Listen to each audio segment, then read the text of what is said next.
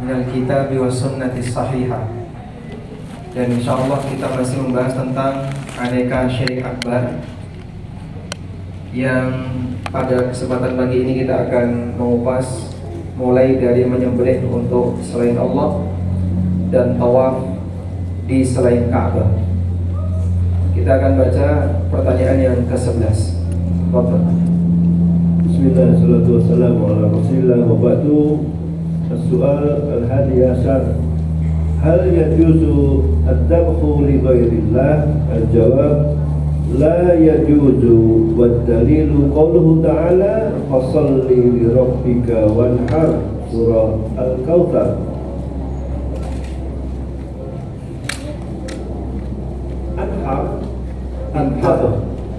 Inhar ad-dabh, idbah lillah, inhar idbah. Wa qala sallallahu alaihi wasallam, la'anallahu man dhabaha li ghairillah, rawahu Muslim. Pertanyaan yang ke-11, hal yajuzu, apakah diperbolehkan adzabhu li ghairillah, menyembelih untuk selain Allah? Jawabannya la yajuzu, hukumnya enggak boleh. Ad-dalil, dalilnya adalah firman Allah Ta'ala, fasalli li rabbika wanhar, kerjakanlah salat untuk Rabbmu dan lakukanlah nahar. Makna inhar adalah idbah lillah, sembelihlah untuk Allah. Wa qala sallallahu alaihi wasallam, dan Nabi sallallahu alaihi wasallam bersabda, la'anallahu man dzabaha li ghairillah, rawahu Muslim. Allah melaknat orang yang menyembelih hewan untuk selain Allah. Hadis sahih riwayat Muslim. Baik. Termasuk di antara bentuk ibadah adalah menyembelih. Di antara bentuk ibadah adalah apa? Menyembelih.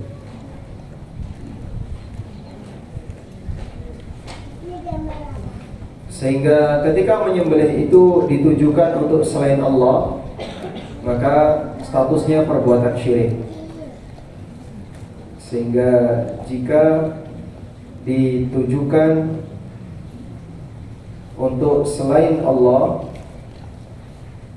maka statusnya syirik.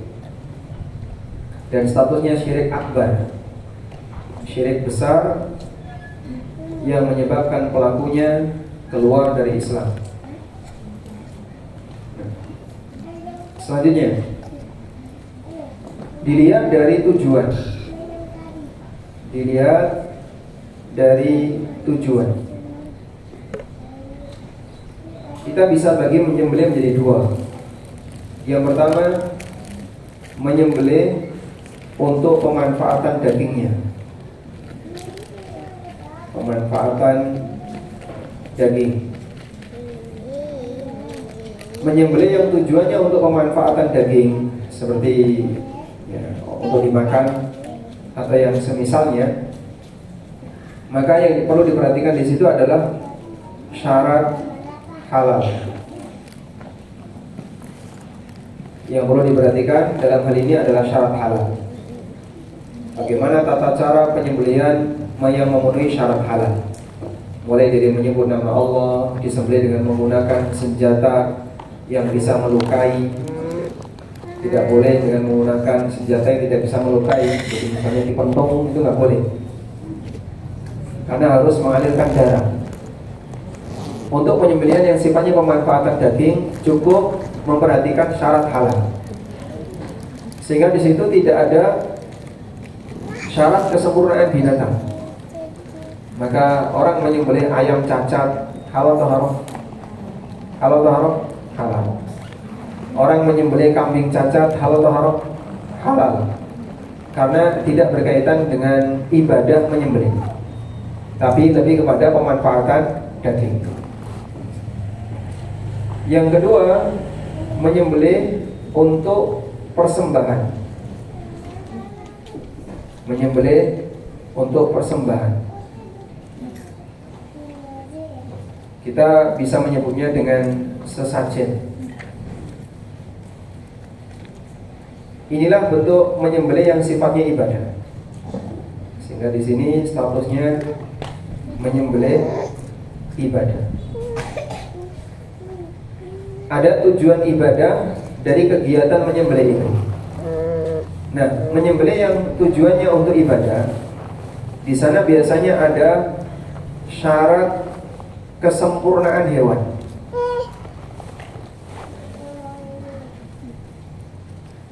Sehingga tidak bisa asal-asalan.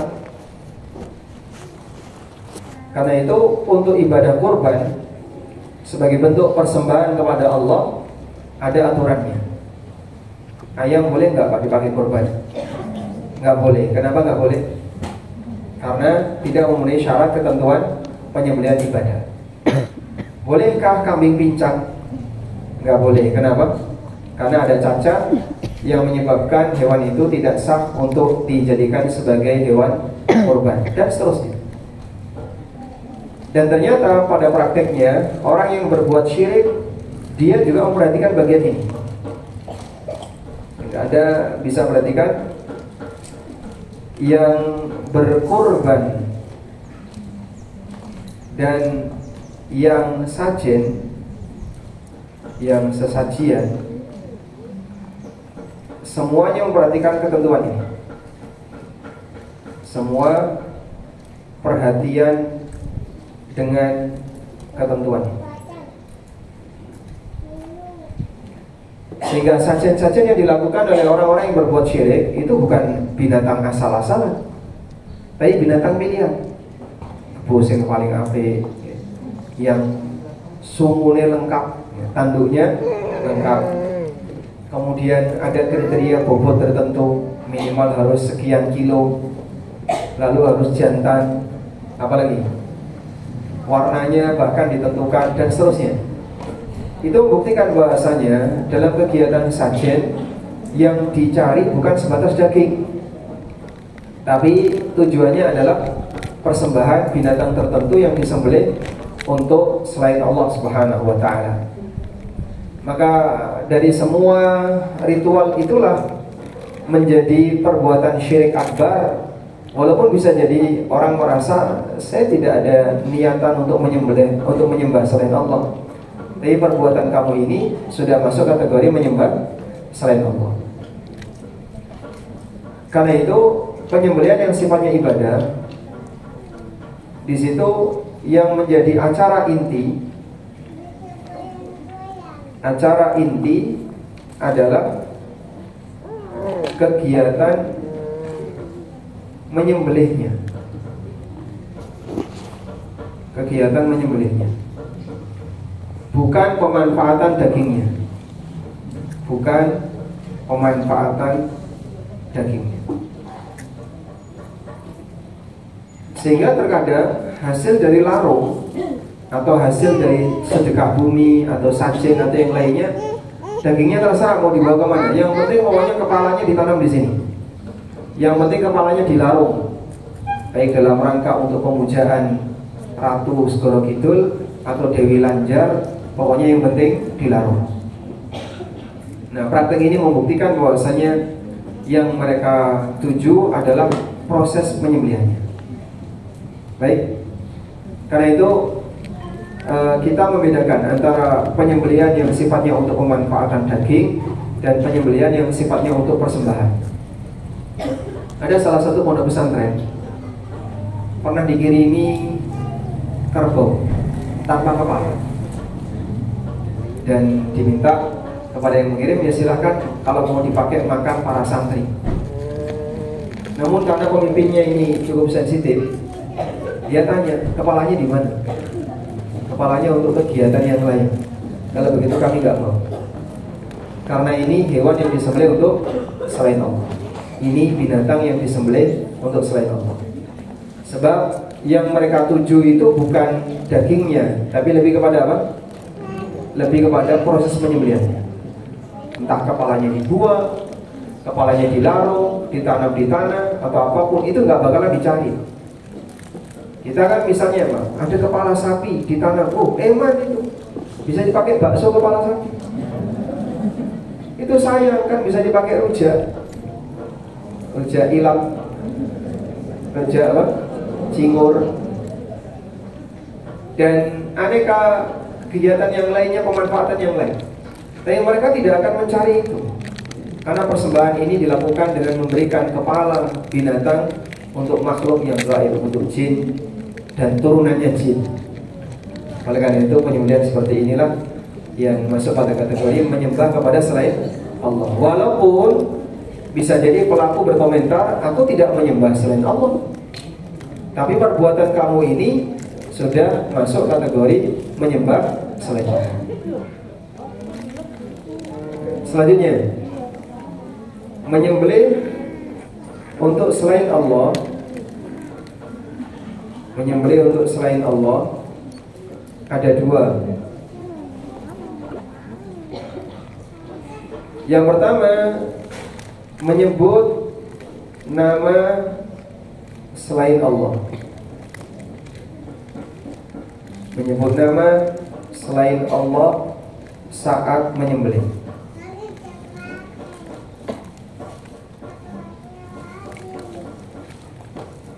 Misalnya, orang membaca Bismil Masih atas nama Al-Masih, dengan nama Al-Masih, atau Bismil Fulan, Bismi Kanjeng Sinten, dan seterusnya. Nah, saat dia menyembelih dengan menyebut nama selain Allah, berarti dia uhilla li ghairillahi bi.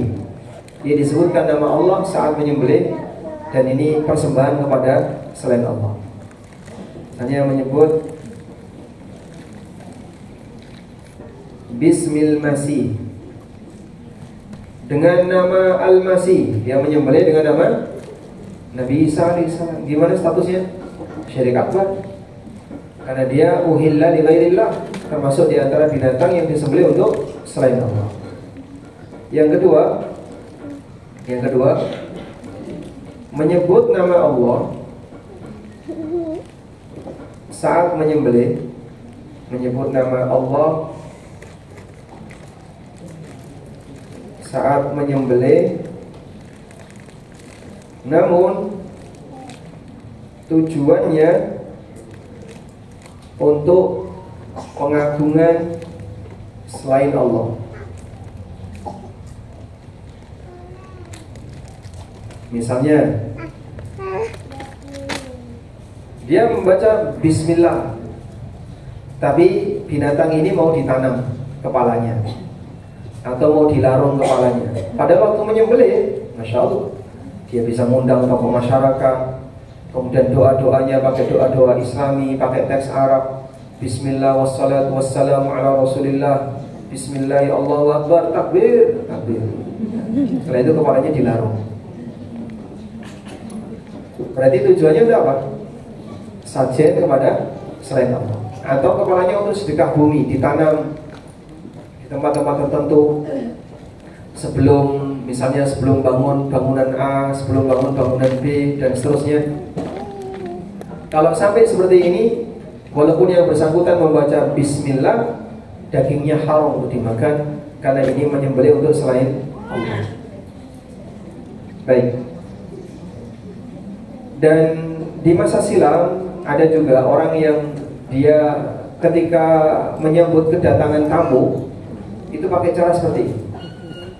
Jadi tamu seperti ada gapura gitu ya, mungkin gapura yang sementara. Ketika tamu melewati gapura itu, hewannya disembelih dan setelah itu dilepas.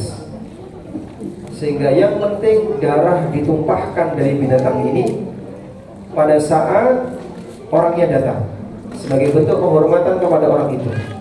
Ini masuk kategori menyembelih untuk selain Allah, karena dia menyembelih dalam rangka untuk penghormatan dan pengagungan kepada selain Allah. Baik. Dan menyembelih untuk selain Allah tidak ada toleransi apapun bentuknya. Jika memang diniatkan untuk selain Allah, maka masuk syirik akbar. Semua binatang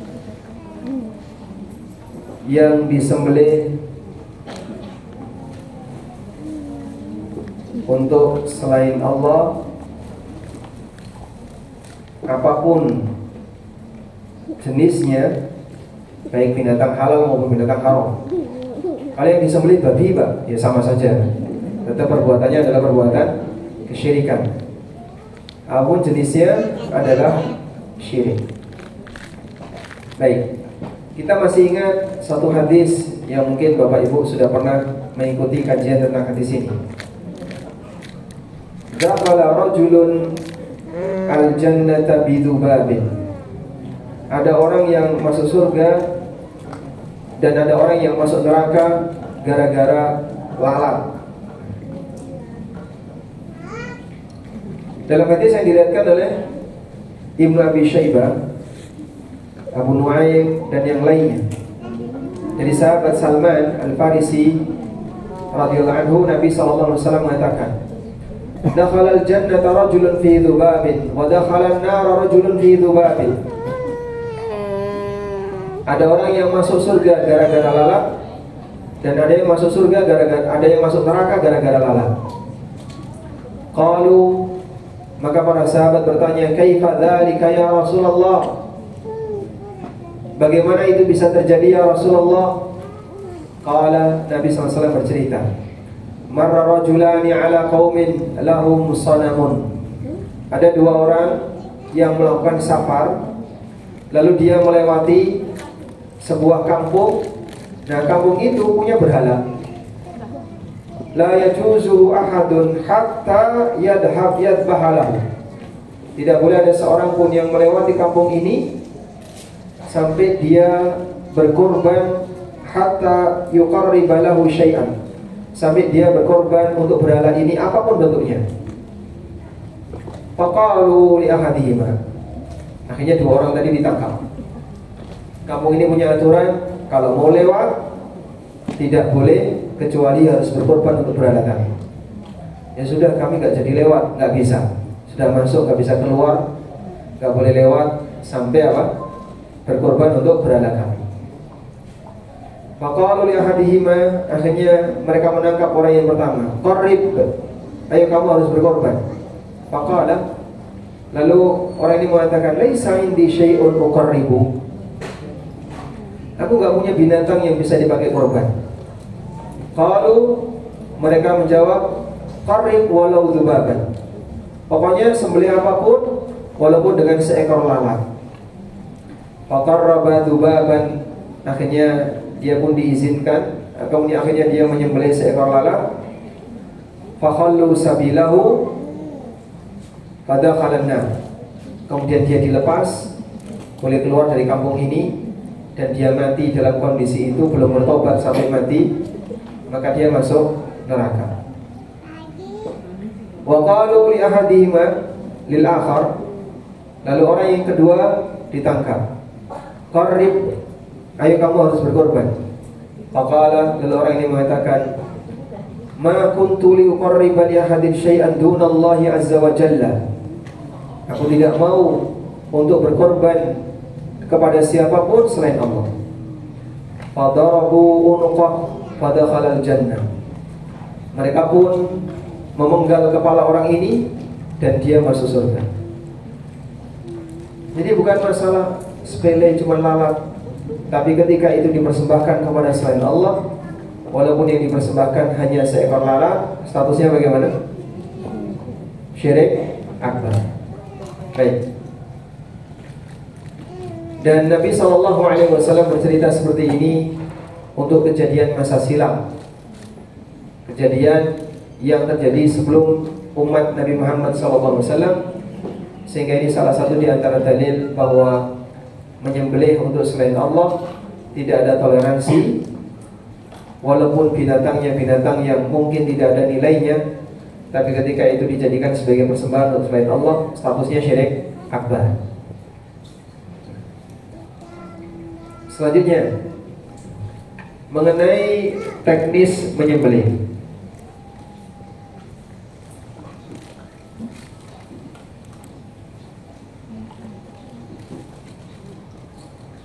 Pada ayat yang tadi dibawakan oleh penulis, yaitu tepatnya di surat Al-Kautsar, fasalli li rabbika wanhar, kerjakanlah salat untuk Rabbmu dan sembelihlah kurban.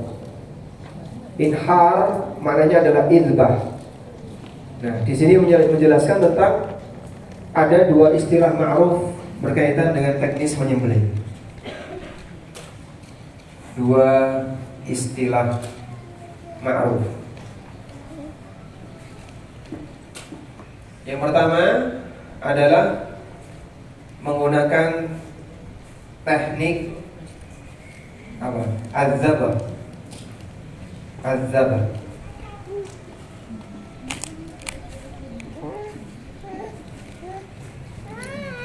Untuk az-zabah ini berlaku untuk binatang selain onta. Berlaku untuk selain onta. Caranya adalah dilukai di bagian ujung leher. Yang paling dekat dengan kepala. Di sini ya, yang paling dekat dengan kepala ini zabah. Yang kedua ada teknik an-nahar.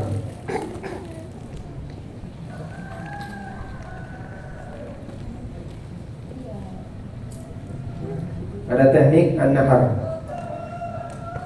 An-nahar ini berlaku untuk onta.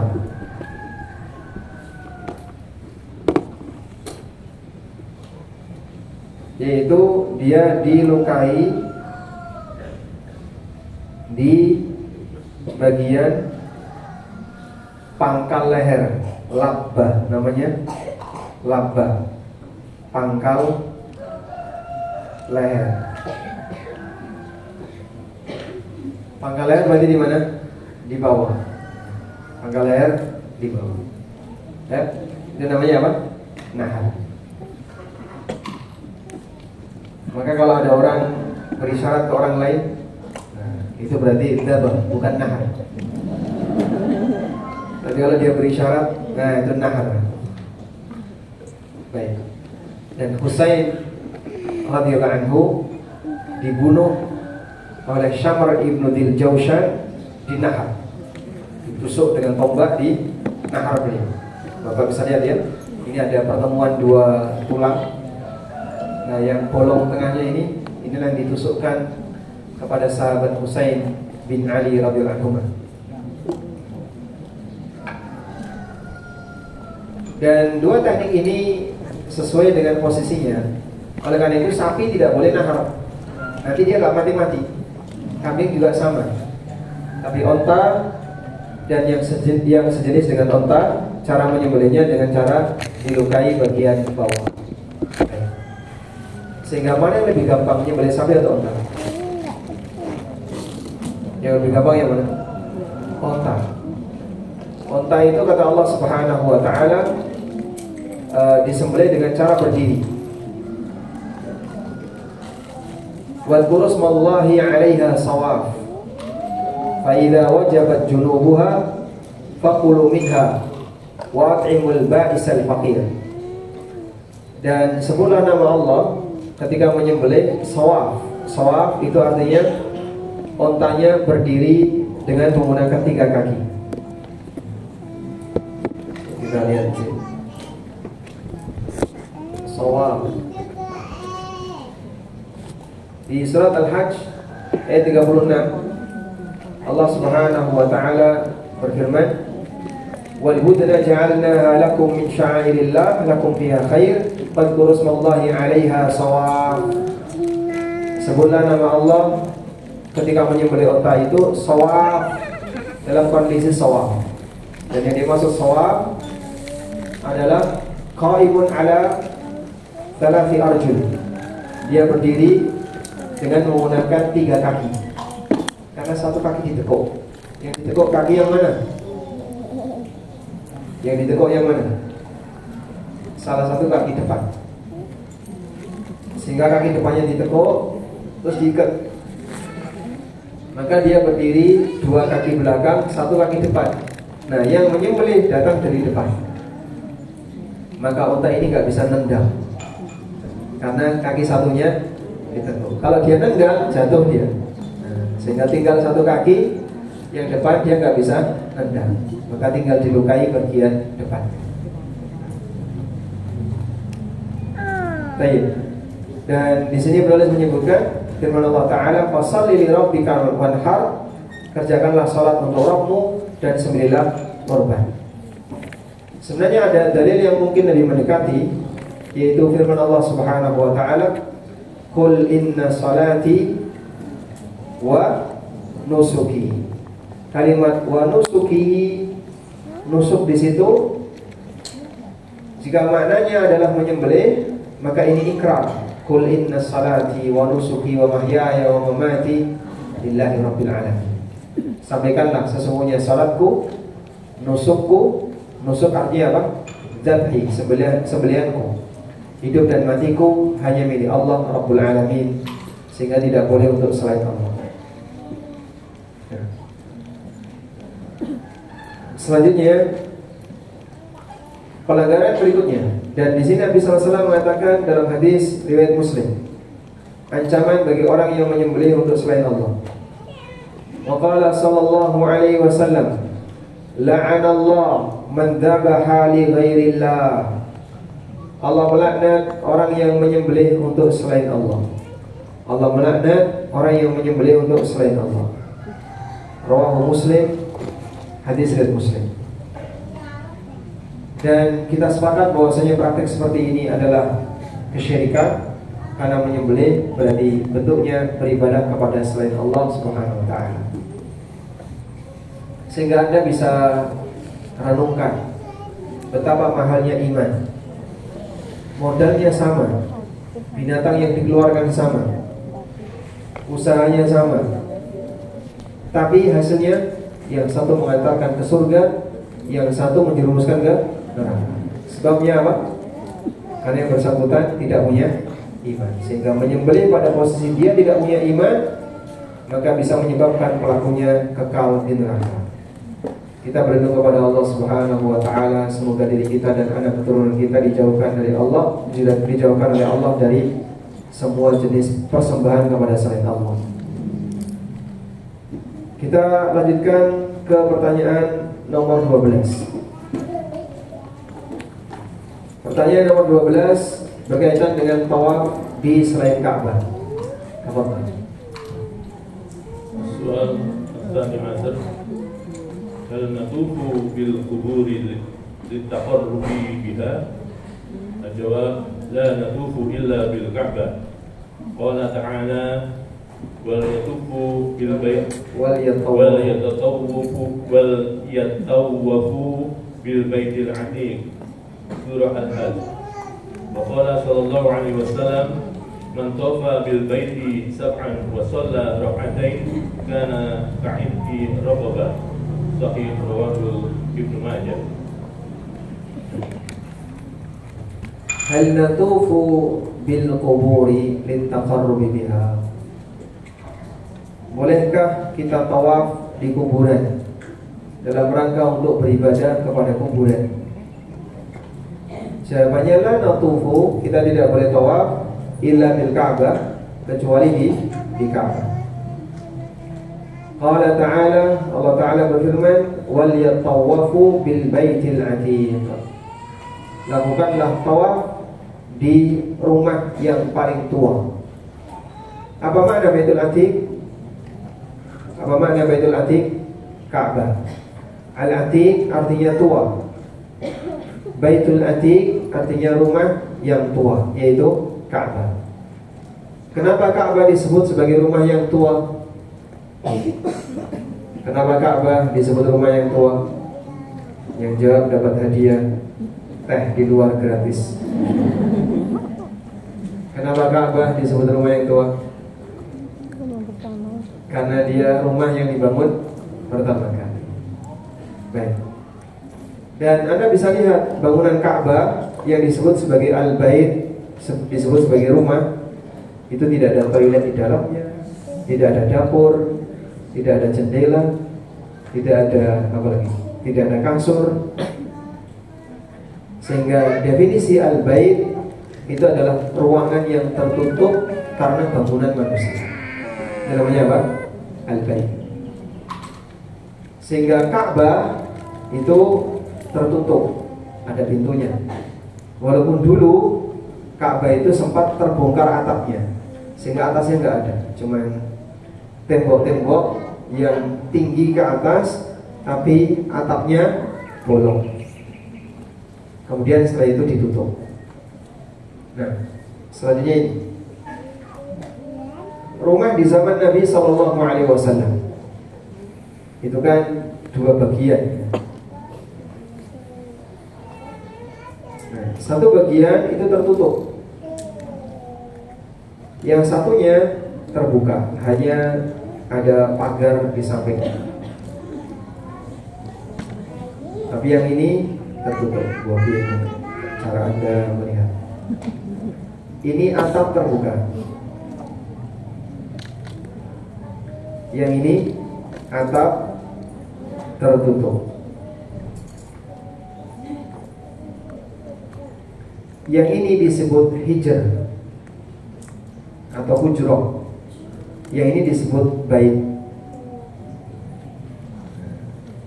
Yang ini disebut apa? Al-bait. Ini disebut al-hijr atau hujrah. Ya? Nabi SAW pernah bersabda,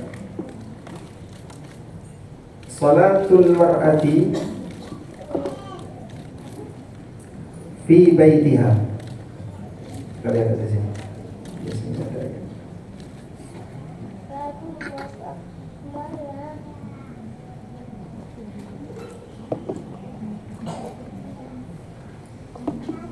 Dalam hadis riwayat Abu Dawud dari Abdullah bin Mas'ud, salatul mar'ati fi baitiha afdalu min salatiha fi hujratiha. Salatnya wanita di rumahnya lebih afdal daripada salatnya di hujrahnya. Wa salatuha fi makhda'iha afdalu min salatiha fi baitiha. Dan salatnya wanita di kamarnya lebih afdal daripada salat di rumahnya. Nah, di sini kita bisa memahami hadis tersebut. Wanita salat di sini dengan wanita salat di sini itu nilainya beda. Di sini lebih afdal daripada di sini. Walaupun ini sama-sama rumah. Ya, bahasa kita ini seperti teras, sehingga masih kelihatan dari atas, tapi tertutup dengan apa? Pagar. Ada pagar seperti pelepah kurma atau bambu-bambu yang dijejer. Itu dulu ya. Yang ini tembok. Yang bagian ini tembok. Ini tembok.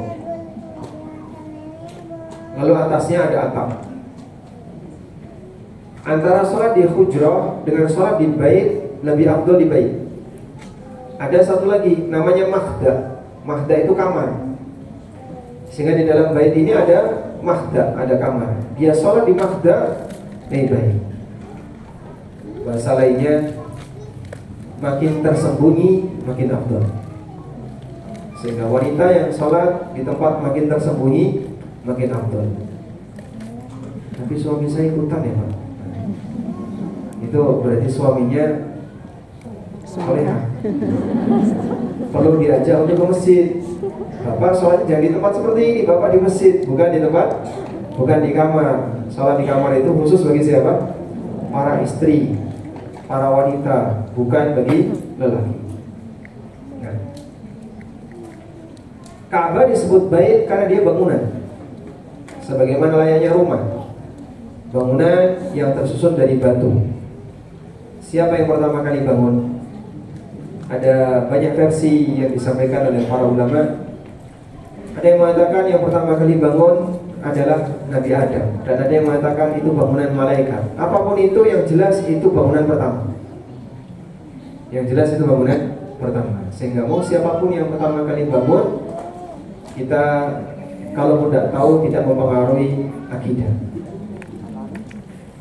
Dan Ka'bah itu dulunya, Ka'bah dulu hanya punya dua pojok. Rukun Yamani dan rukun Hajar Aswad. Sedangkan pojok yang lain nggak ada. Terus bentuknya gimana Pak? Bentuknya Ka'bah dulu seperti ini, seperti huruf D. Jadi Ka'bah itu ujungnya melingkar. Yang ada pojoknya hanya dua, rukun Yamani dan rukun Hajar Aswad. Lalu di zaman jahiliyah, ketika terjadi banjir sampai kemudian Ka'bahnya ini roboh, akhirnya direnovasi. Kemudian Ka'bah itu tidak bisa ditinggikan untuk bagian sisanya. Akhirnya orang-orang masyarakat jahiliyah dipotong seperti itu, dan hanya bagian ini yang ditinggikan. Jadinya ada dua pojok tambahan. Pojok apa? Pojok Irak, rukun Iraki, dan rukun Syami. Lalu hijir itu agak sedikit menonjol. Batasnya ada di sekitar sini. Dan batasnya itu batu yang sampai sekarang masih ada tapi tertutup. Sementara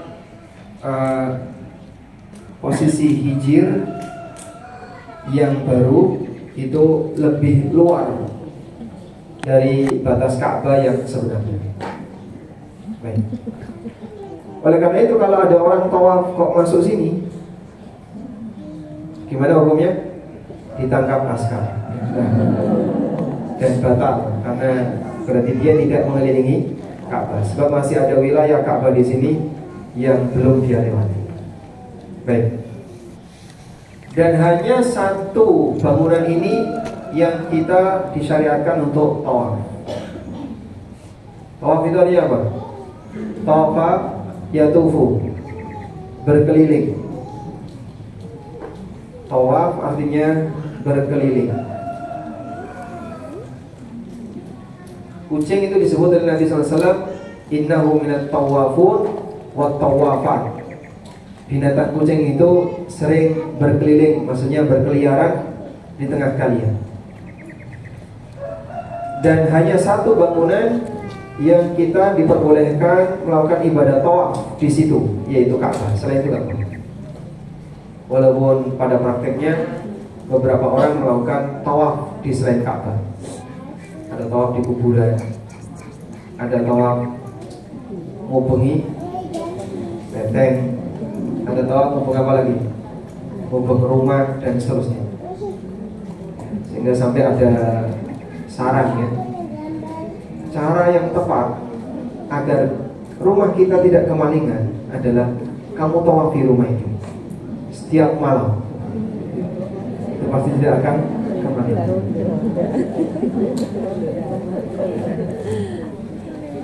Namun tentu saja berkeliling yang dimaksud dengan berkeliling yang sifatnya untuk ibadah sama atau beda? Beda. Sehingga tawaf kepada selain atau di selain Ka'bah bisa dipastikan dia beribadah untuk selain Allah. Penjelasannya seperti ini. Hukum tawaf di selain Ka'bah ini sedikit sensitif karena mungkin berkaitan dengan sebagian budaya yang ada di sekitar kita. Apa hukum tawaf di selain Ka'bah? Kita survei dulu. Apa hukum tawaf di selain Ka'bah? Santri Alwan. Yang satunya merem. Apa hukum tawaf di selain Ka'bah? Haram. Haram atau syirik atau bid'ah atau tergantung tujuan. Tujuannya kapan haram, kapan syirik. Belakangnya.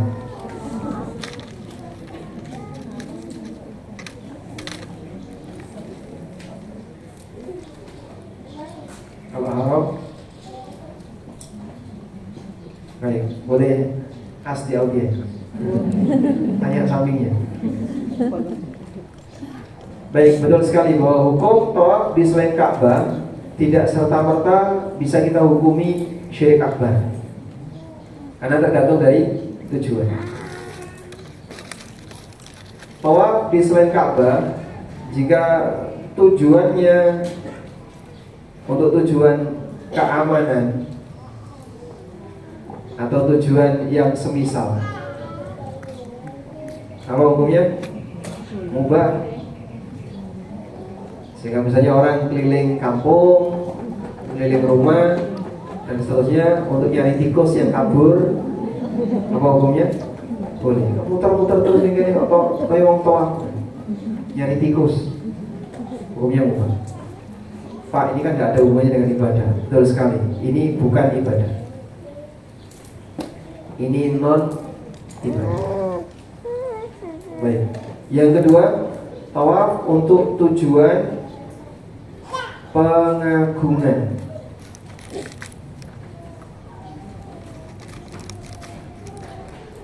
Tawaf untuk tujuan pengagungan. Jika tujuannya untuk pengagungan selain Allah, kepada selain Allah, karena itu ada ritual khusus, sehingga nggak asal-asalan muter ya. Dia ikut muter tapi HP-nan ini. Kalau nelpon itu gimana kira-kira? Diseneni. Orang ngajeni tidak memuliakan, sehingga nggak boleh dia melakukan seperti itu. Sampai ada pakaian khusus, ada ritual khusus, ada kegiatan khusus. Mubeng itu kalau apa? Bisu, nggak boleh bicara. Sehingga dia mubeng sambil bisu. Ngobrol boleh nggak? Nggak boleh. Kalau mau ngobrol, isyarat. Sampai ada ketentuan khusus seperti itu. Jika ini tujuannya untuk pengagungan kepada selain Allah, syirik akbar. Walaupun dikemas dengan atas nama budaya, nggak boleh. Sehingga kalau sampai ada ritual-ritual khusus seperti itu, maka berarti dia ada unsur pengagungan kepada selain Allah, dan ini statusnya syirik akbar.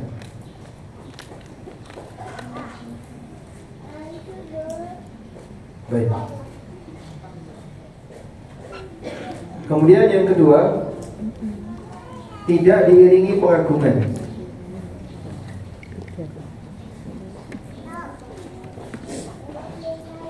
Tidak diiringi pengagungan, tapi tujuannya untuk ngalap berkah. Jadi saya melakukan seperti ini minangka ngalap berkah. Sebab tempat ini tempat yang barokah.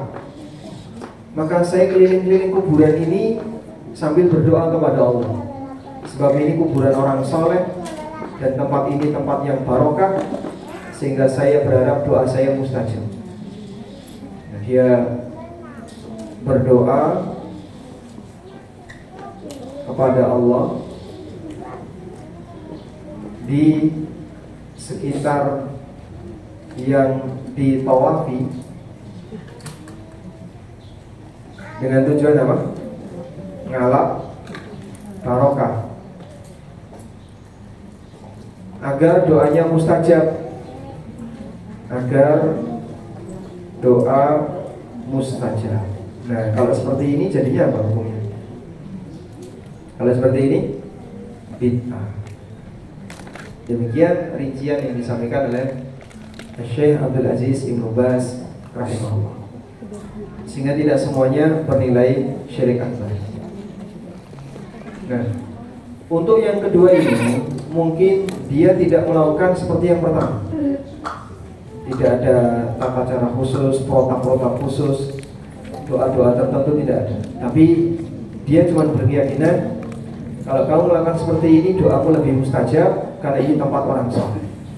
Ini praktek bid'ah dalam berdoa. Padahal Nabi SAW tidak pernah mengajarkan doa seperti ini.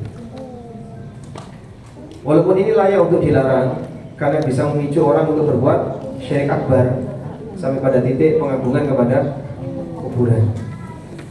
Baik. Kalau cuma ikut-ikutan Pak, mubeng beteng itu berapa kali? Berapa kali? 7 kali. Saya nggak pernah ikut ya. Yang kemarin ikut 1 syura kan? Tonggone putih tonggone ini. Itu berapa kali mubeng beteng? Ada yang tahu? Hah? Pinter Pak? Anggaplah misalnya, kalau sekali boleh nggak Pak? Ya sama saja. Mau sekali, mau 7 kali, mau sekian kali. Yang jelas ketika dia berkeliling itu dengan tujuan untuk pengagungan kepada selain Allah, dan di situ ada tata cara tertentu, berarti dia beribadah kepada selain Allah. Ini masuk kategori syirik akbar. Yang ikut-ikutan kan kadang ada mahasiswa yang nggak ngerti apa-apa, terus di situ dia ikut gandengan tangan sama pacarnya, dianggap biar nanti kehidupannya bisa bahagia dan seterusnya. Itu masuk syirik atau tidak? Belum. Kenapa? Karena dia tidak sampai pada tingkatan pengagungan kepada selain Allah. Dan itu banyak sekali kan. Sehingga ikut-ikutan, dia tawaf, ya mungkin dia sambil ngobrol, sambil megang HP, sambil utak-utak WA-WA-an, sambil nonton berita, tapi dia ikut. Ya ini tidak sampai pada syirik akbar, namun dia melakukan praktek kesalahan tasyabbuh dengan orang yang sedang melakukan praktek syirik akbar. Semoga Allah Subhanahu wa taala menyelamatkan diri kita dan keturunan kita dari semua kegiatan syirik akbar. Alhamdulillah. Wa qala sallallahu alaihi wasallam, man tafa bil baiti sab'an, barang siapa yang tawaf di Ka'bah 7 kali, wa shalla rak'atain, lalu dia salat 2 rakaat, kana ka'idki raqabatin, maka pahalanya seperti membebaskan budak. Dan makin jauh makin besar pahalanya, terlepas dari apakah menggunakan kendaraan ataukah jalan kaki. Karena tawaf bisa pakai menggunakan kendaraan, bisa jalan kaki. Nabi SAW ketika tawaf pakai kendaraan, dan ada yang menggunakan kendaraan dan ada yang jalan kaki.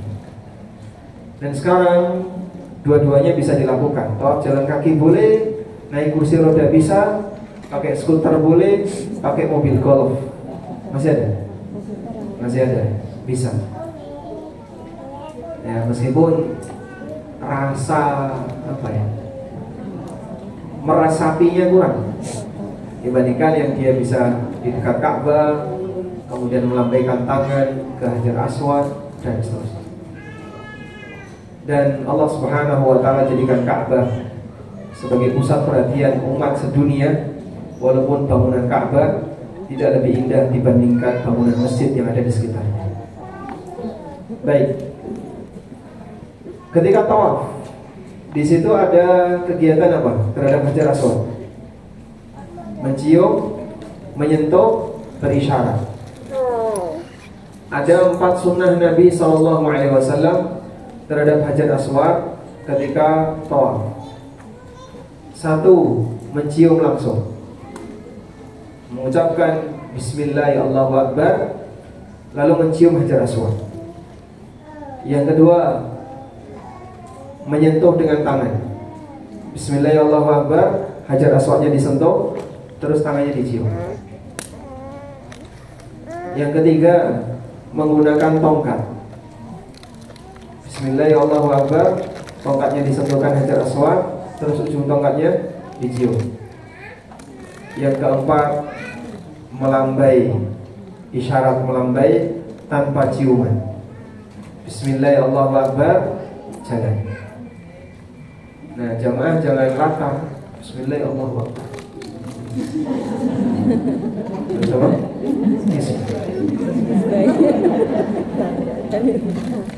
Loh, kamu kayak gitu ya? Yang lain kayak gitu tidur. Kamu jangan tidur. Belum tentu mereka lebih ngerti sunnah daripada kita. Tapi dia orang Arab. Masa sih orang Arab? Itu bukan orang Arab. Arab maklum. wajah India kayak gitu loh, wajah Pakistan atau orang Turki dan seterusnya. Sehingga yang pertama kadang ikut-ikutan gitu. Padahal tidak ada anjuran untuk mencium jika hanya berisyarat. Bismillah, Allahu Akbar, jalan. Baik. Dan mengamalkan sunnah dalam hal ini penting untuk diperhatikan karena banyak orang yang terkadang kurang perhatian dalam mengamalkan sunnah ketika tawaf. Wallahu a'lam. Ini ada satu pembahasan tentang masalah sihir. Mungkin karena cukup panjang pembahasan sihir, tapi kita baca dulu. Insya Allah penjelasannya kita akan kupas di pertemuan berikutnya. Kita baca pertanyaan yang ke-13.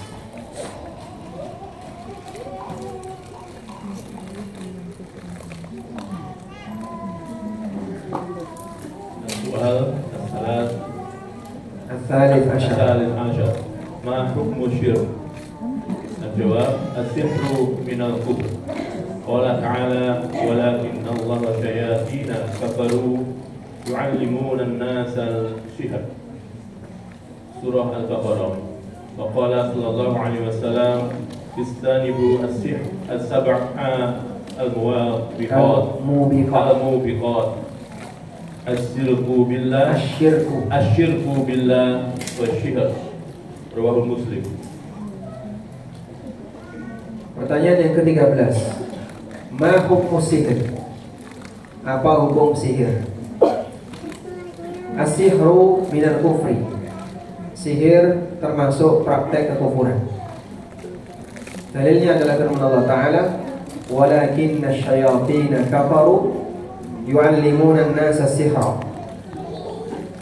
Tapi setanlah yang kafir karena mereka mengajarkan manusia berbuat sihir. Ayat ini isinya bantahan untuk siapa? Orang Yahudi yang mereka punya keyakinan bahwa Sulaiman bisa menguasai jin, manusia, dan binatang karena Sulaiman punya sihir. Dan puncak sihirnya Sulaiman ada di buku, yang buku itu tersimpan di bawah singgasananya Sulaiman. Nah, kitab itu kemudian dicari oleh orang Yahudi. Setelah mereka mendapatkan informasi mitos bahwasanya Sulaiman itu punya sihir dan buku sihirnya Sulaiman itu tersimpan di bawah singgasananya Sulaiman, akhirnya mereka gali. Ya sebenarnya itu nggak ada. Tapi kenapa buku itu ada? Ada yang mengatakan setan sengaja meletakkan buku sihir itu di situ. Akhirnya dipercaya ini sihir peninggalan Sulaiman. Lalu Allah Subhanahu wa taala mengatakan, "Wattaba'u ma tatlu syayatin 'ala mulki Sulaiman." Mereka mencari-cari apa yang dibacakan oleh setan terkait kerajaan Sulaiman. Mereka diperintahkan untuk membaca Taurat, malah dia tinggalkan Taurat, malah cari buku sihir. Ada banyak orang seperti itu. Disuruh belajar Al-Quran, belajar buku hadis, yang dicari primbon. Akhirnya Al-Qurannya ditinggalkan, hadisnya ditinggalkan. Dia lebih sibuk baca apa? Buku kanuragan. Bagaimana cara untuk mempelet orang, teori melet. Bagaimana cara untuk apa lagi?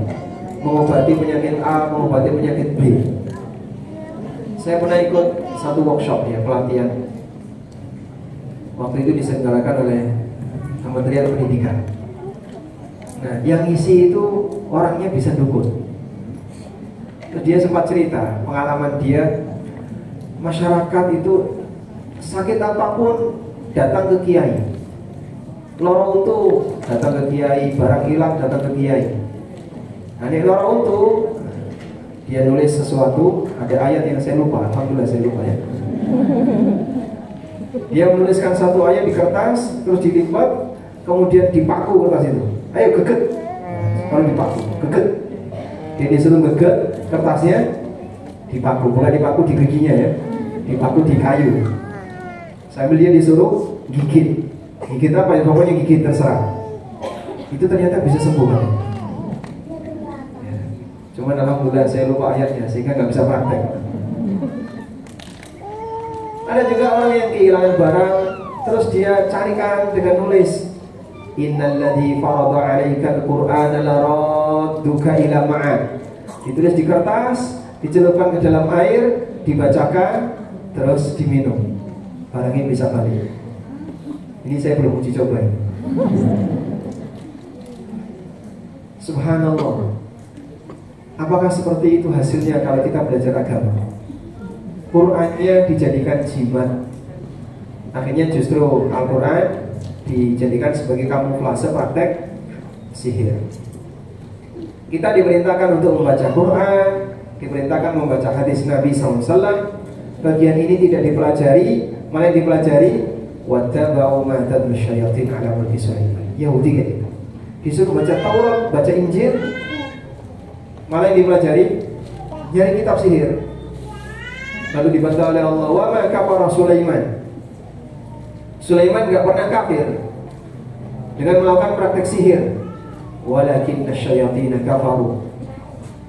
Tapi yang kafir adalah setan. Yu'allimuna an-nasa sihra. Allah kasih alasan. Kenapa setan kafir? Karena mereka lah yang mengajarkan sihir kepada umat manusia. Pertanyaannya, siapa guru sihir? Siapa guru sihir? Setan. Guru sihir adalah setan. Sulaiman bukan guru sihir adalah setan. Wa qala sallallahu alaihi wasallam, Nabi sallallahu alaihi wasallam bersabda, ijtanibus sab'al mubiqat. Jauhilah 7 dosa besar. Dan salah satu di antara 7 dosa besar itu, kata Nabi sallallahu alaihi wasallam setelah beliau merinci, asyirku billah was-sihru. Di antaranya adalah praktek sihir. Hadis riwayat Muslim. Baik, mengenai rinciannya seperti apa itu sihir dan bagaimana macam-macam sihir serta hukumnya, insyaallah kita akan angkat di pertemuan berikutnya insyaallah taala. Wassalamualaikum warahmatullahi wabarakatuh. Jazakumullahu khairan atas kajian-kajian ini. Ada beberapa pertanyaan dari jamaah kajian di Masjid Al-Hidayah ini. Yang pertama, Ustaz, kerabat kami semasa hidupnya sering melakukan praktek perdukunan, juga tatoyur. Namun dia juga melakukan ibadah sebagaimana muslim lainnya. Bolehkah kita memintakan ampun atasnya? Sebab kami tidak tahu kerabat kami ini mati dalam kondisi muslim atau musyrik. Allah musta'an. Baik, kita tidak bisa memberikan hukum kepada yang bersangkutan apakah mati sebagai muslim atau musyrik. Yang jelas ibadah tapi tidak diiringi tauhid, maka statusnya apa? Tidak diterima. Sehingga kalaupun ada orang yang rajin sholat, rajin qiyamul lail, rajin puasa, bahkan rajin haji dan umrah, namun di saat yang sama dia ikut sajen dan beribadah kepada selain Allah, ya kita sebut dia musyrik. Justru orang musyrik itu apa? Menggandakan ibadah. Ibadah untuk Allah dan ibadah untuk selain Allah. Sehingga pada posisi ketika dia beribadah kepada Allah, dia bertauhid. Saat dia beribadah kepada selain Allah, dia syirik. Maka dia mendobel ibadah kepada Allah dan untuk selain Allah. Dan praktek ibadah semacam ini menyebabkan, atau ibadah dia kepada selain Allah menyebabkan seluruh ibadahnya tidak berlaku. Allah Subhanahu wa taala berfirman, la in asyrakta la yahbatanna 'amaluk. Kalau kau berbuat syirik, seluruh amalmu batal. Bagaimana kalau yang bersangkutan main perdukunan sampai akhirnya meninggal dunia, yang kita nggak tahu apakah dia mati muslim atau mati non muslim? Sebagai saran, Anda bisa doakan dengan cara dikembalikan kepada ilmu Allah, sehingga bentuknya doa yang gantung. Ya Allah, jika saudara saya itu mati muslim, ampunilah dia, rahmati dia, sayangi dia, luaskan kuburannya, masukkan dia ke dalam surga dan seterusnya. sebagaimana kita mendoakan seorang muslim. Anda bisa baca seperti itu sehingga digantungkan kepada ilmu Allah, dan Allah yang paling tahu apakah dia ini mati muslim ataukah mati dalam posisi musyrik. Wallahu a'lam. Yang berikutnya Ustaz, kapan waktu khitan yang terbaik? Kemudian bagaimana cara sholat orang yang dikhitan? Selanjutnya, Cara sholat orang yang khitan, yang dikhitan dihitan atau belum hitan? setelah atau pada waktu dia menderita dikhitan. Kemudian bagaimana jika disentuh bagian yang dikhitan? Disentuh?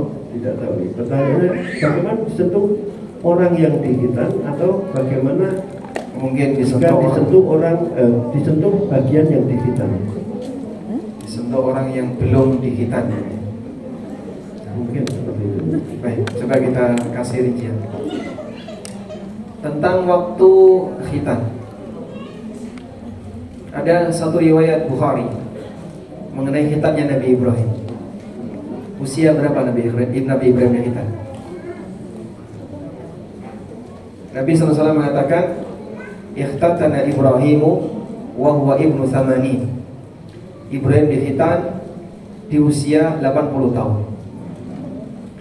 Wa kana yakhtatinu bil qaddum. Beliau khitan dengan menggunakan qaddum, kapak. Jadi bukan pisau, kapak. Bapak tahu tatal? Tata. Kan tatal ya, kalau tatal kan serpihannya. Tata itulah qaddum.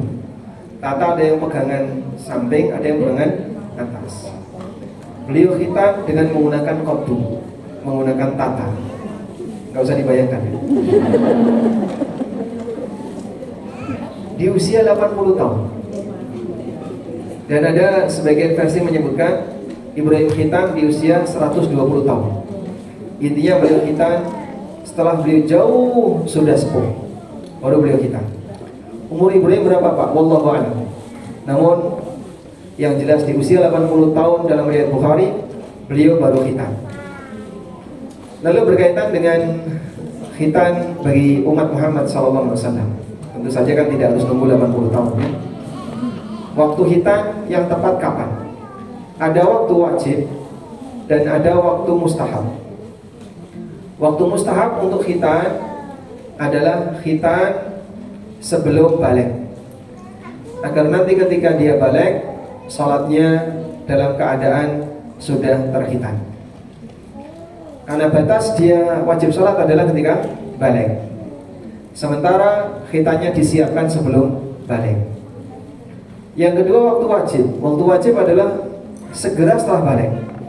Sehingga misalnya kalau malamnya anak itu balik, di usia 15 tahun dia mimpi basah di malam hari, lalu lapor ke ibunya, padahal belum sunat, maka bisa langsung libur sekolah dulu untuk sunat, karena dia sudah balik. Baik.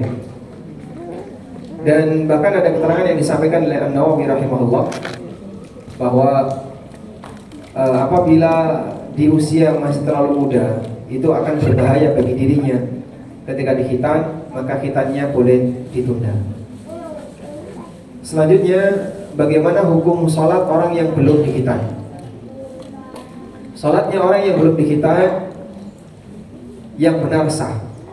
Walaupun ada sebagian ulama salaf yang cukup keras dalam masalah ini, seperti riwayat dari Ibnu Abbas radhiyallahu anhu, beliau mengatakan, la salata wa la hajja li ghairil makhtun.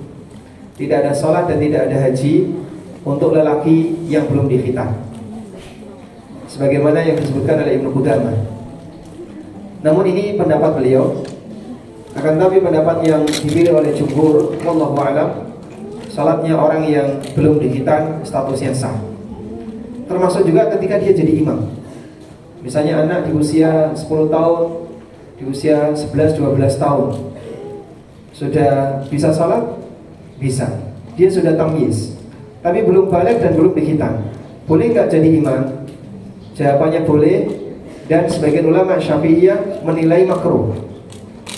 dalam fatwanya Al-Qadhi Muhammad Ismail Imrani, beliau menyebutkan bahwa, dan beliau ulama Syafi'iyah belakangan, Al-Qadhi Al-Imrani menyebutkan bahwa orang yang belum dikhitan kemudian jadi imam, salatnya sah, imamnya sah, tapi makruh.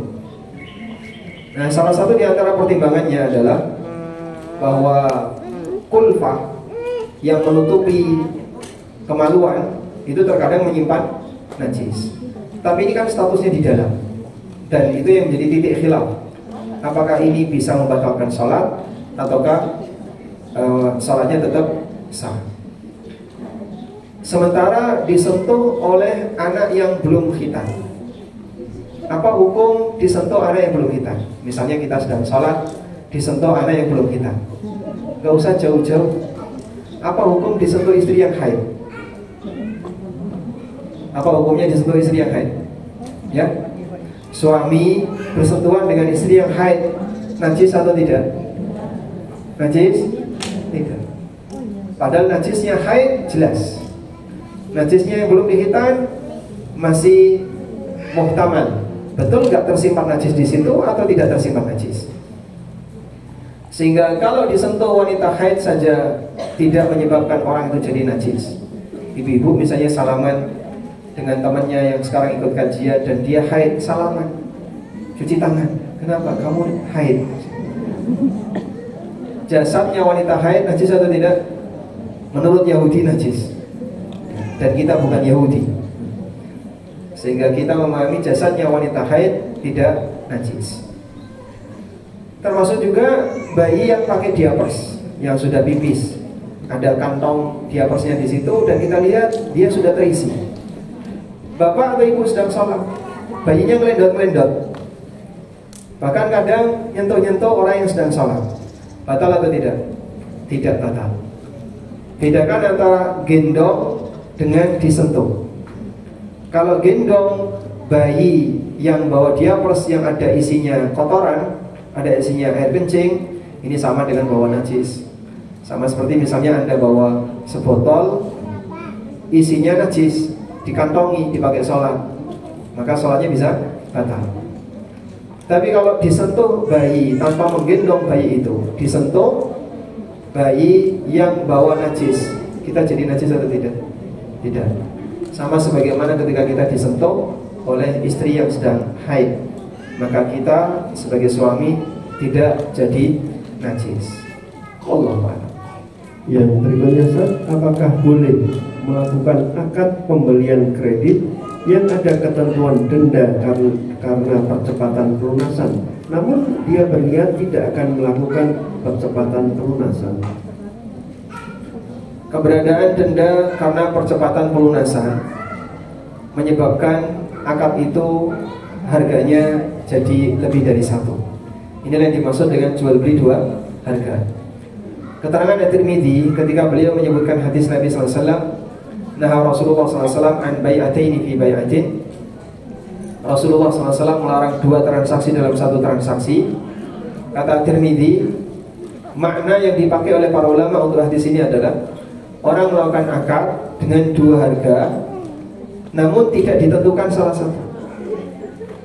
Jadi misalnya barang ini saya jual tunai 1.000, kredit setahun 1.500, kredit 2 tahun 2.000, ya? Dibawalah sama si A. Setelah dibawa sama si A, ditanya, kamu mau pakai harga yang mana? Gampang, pokoknya nanti aja lah. Berarti kan ada 3 kemungkinan harga: 1.000, 1.500, 3.000, 2.000. Saat dia deal untuk beli, tidak jelas harga mana yang mau dipakai, begitu. Maka transaksi semacam ini statusnya apa?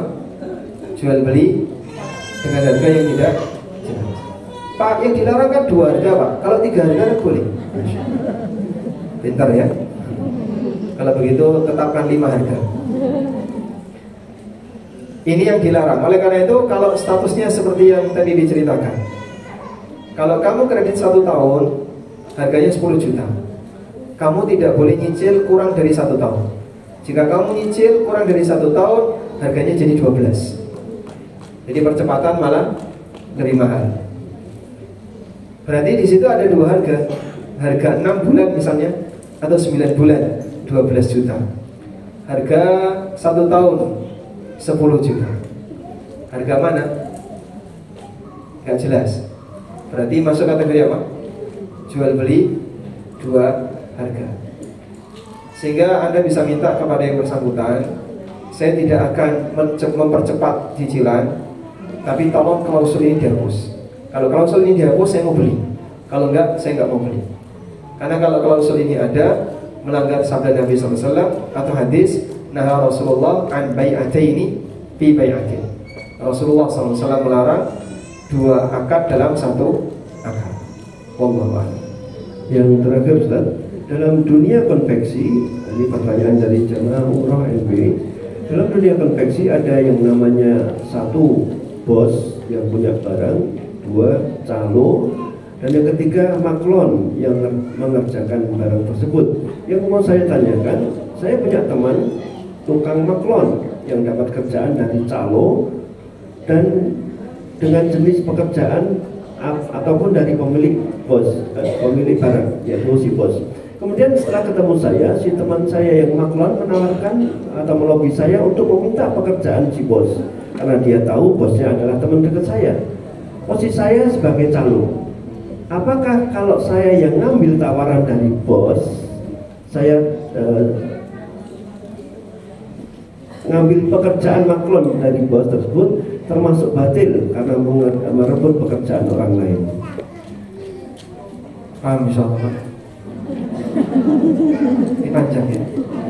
Panjang, sudah jam sekian berarti nanti panjang.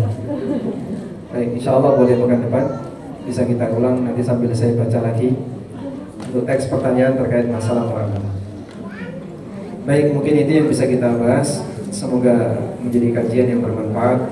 Wassalamualaikum warahmatullahi wabarakatuh.